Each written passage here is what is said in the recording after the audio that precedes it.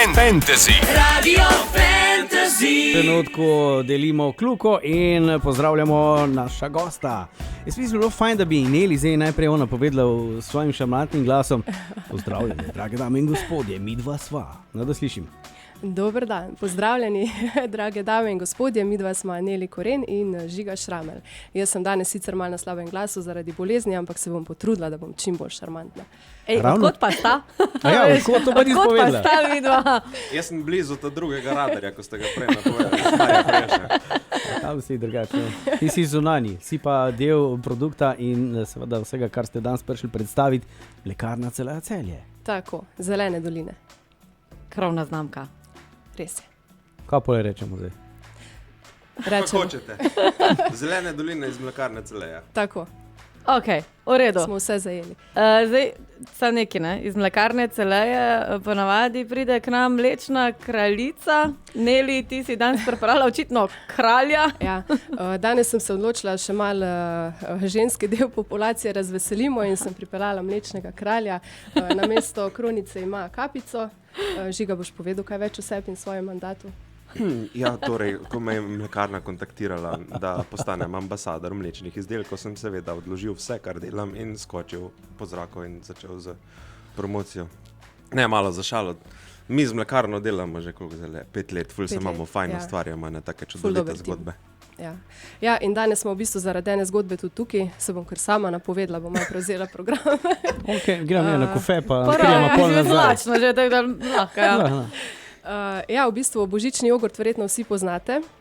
Prihaja na police ponavadi takrat še pred pričetkom praznične sezone in letos smo ga v bistvu na police pospremili z eno tako ful lepo knjigico, ki nosi eno tako čudovito zgodbo o vrednotah, ki največ štejejo. Zgodba se imenuje Skrivnostni božični recept, jaz jo imam tudi tukaj pri sebi in z njo razveseljujemo kupce 10 božičnih jogurtov že od konca novembra in do danes smo Ja, 2000 računov smo že prijeli. Tako. Ko gledam to knjigico, moram reči, da je čist taka Harry Potterjevska.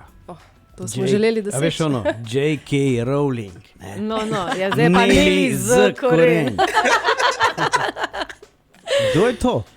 Kdo je to? Ja, pa Žiga. evo me. Evo je.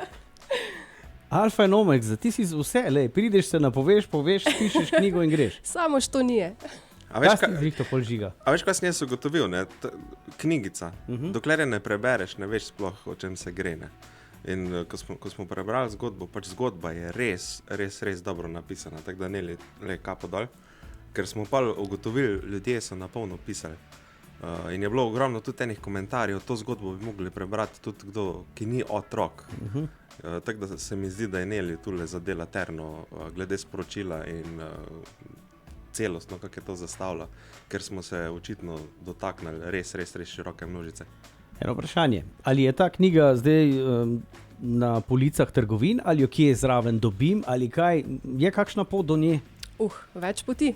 Najprej je bila samo ena, odprli smo še ostale. V bistvu najprej smo začeli to kampanjo z namenom, da vsem kupcem 10 božičnih jogurtov, ki na spletno stran božični.si dokažejo nakup z računom, v bistvu njim podarimo potem en izvod knjige.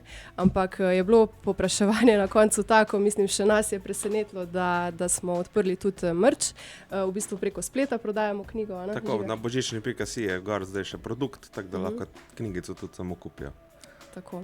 Nekaj si mi prej navrgel. Ja, neka nagradna igra se še obeta. Ja, zelo glih pol ure nazaj smo jo objavili na Instagram pa Facebook Zelene doline, tako da če vpišete zelene.doline v Instagram pa Facebook, podarjamo plišasto igračko veveričke, ki je glavni lik te knjigice.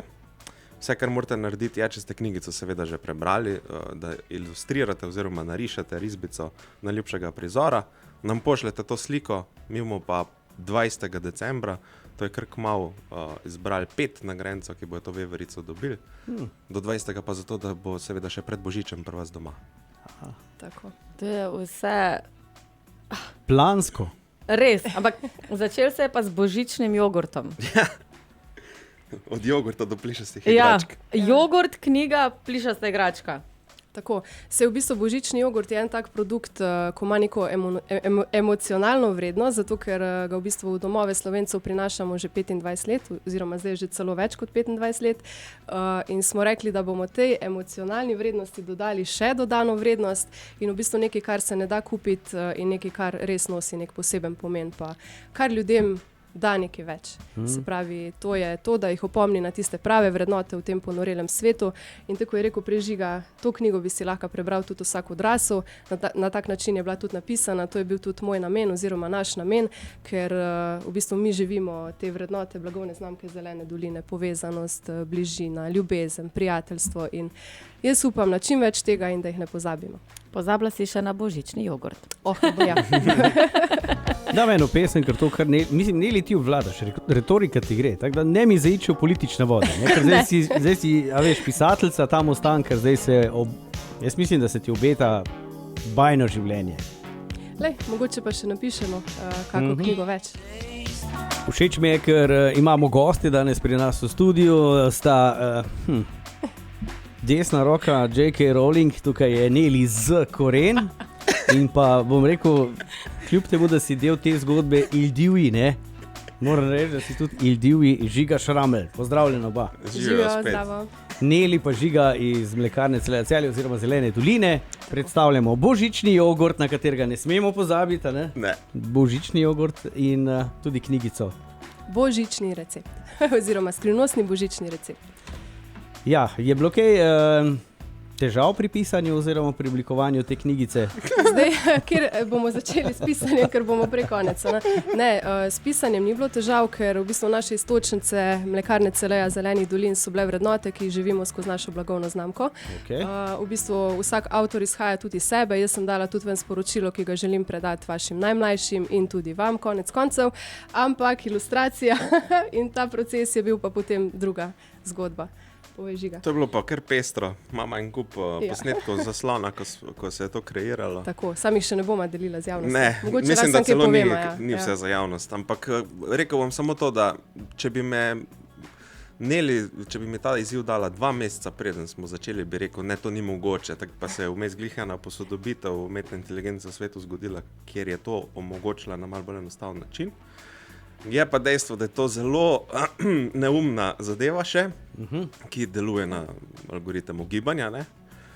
In potem med samim kreiranjem je prišla še ena posodobitev, kjer se je ta ChatGPT začel obnašati kot klasičen slovenski delavec, ne?